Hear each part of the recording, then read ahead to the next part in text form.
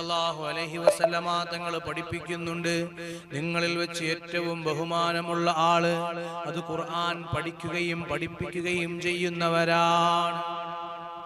ഈ ലോകത്ത് വെച്ച് ഏറ്റവും ഉത്തമമായ മാതാപിതാക്കൾ ആരാണെന്ന് ചോദിച്ചാൽ അതാ ഒരു സംശയവുമില്ലാതെ നമുക്ക് പറയാൻ കഴിയുക അത് ഖുർആൻ ഓതാൻ അറിയുകയും ആ ഖുർആൻ ഓതാൻ അറിയുന്നതോടൊപ്പം തന്റെ മക്കളെ ഖുർആൻ ഓതാൻ പഠിപ്പിക്കുകയും ചെയ്യുന്ന മാതാപിതാക്കളാണ്.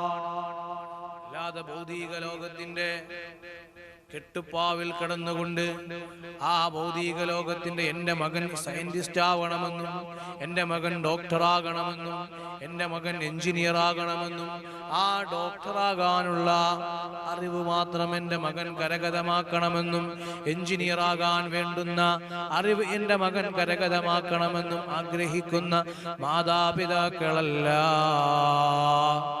മറിച്ച് പരിശുദ്ധമായ ഖുർആൻ ആരാണോ അവിടുന്ന് ഓതാൻ അറിയുകയും ആ ഓതാൻ അറിയാവുന്ന ഖുർആനിനെ എന്റെ മക്കൾക്ക് പഠിപ്പിച്ചു കൊടുക്കുകയും ചെയ്യുന്നവരാരാണ്? ആ മാതാപിതാക്കളാണ്.